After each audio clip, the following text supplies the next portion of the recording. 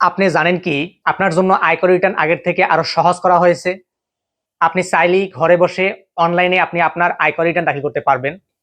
আপনার যদি টিন থেকে থাকে অথবা আপনি যদি বিগত বছরগুলোতে আয়কর রিটার্ন দাখিল করে আসেন, তাহলে অবশ্যই আপনাকে আয়কর রিটার্ন দাখিল করতে হবে। মনে রাখবেন, আয়কর রিটার্ন দাখিল করা মানেই আয়কর প্রদান নয়। কারণ আপনার যদি বার্ষিক আয় ৩,৫০,০০০ টাকার নিচে হয়, তাহলে আপনার কোনো আয়কর দিতে হবে না। তবে অবশ্যই আপনাকে রিটার্নটা সাবমিট করতে হবে।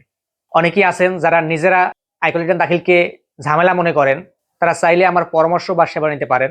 তবে অনেকে নিজে নিজে করতে গিয়ে অথবা ফটোকপির দোকানে আয়কর রিটার্ন করতে গিয়ে বিভিন্ন ভুলভ্রান্তি করে থাকেন এবং পরবর্তীতে তার ঝামেলা পোহাতে হয়। তাই জেনে বুঝে এবং একজন অভিজ্ঞ আয়কর আইনজীবীর পরামর্শক্রমে আপনি আপনার রিটার্নটি সাবমিট করুন। কারণ একটি ত্রুটিপূর্ণ রিটার্ন আপনার জন্য জরিমানার কারণ হতে পারে। অনেকেই জানেন, ব্যক্তি পর্যায়ের আয়কর রিটার্নের সময় থাকে প্রতি বছর ৩০শে নভেম্বর। তবে সরকার এবছর ২ দফায় রিটার্ন দাখিলের সময় বর্ধিত করেছে। প্রথম দফায় ৩১শে ডিসেম্বর এবং দ্বিতীয় দফায় ৩১শে জানুয়ারি পর্যন্ত সময় বর্ধিত করা হয়েছে। তাই আপনি এই নির্দিষ্ট সময়ের ভিতরেই আপনি আপনার আয়কর রিটার্ন দাখিল করুন এবং যেকোনো আইনি ঝামেলা এবং জরিমানা থেকে মুক্ত থাকুন। ধন্যবাদ।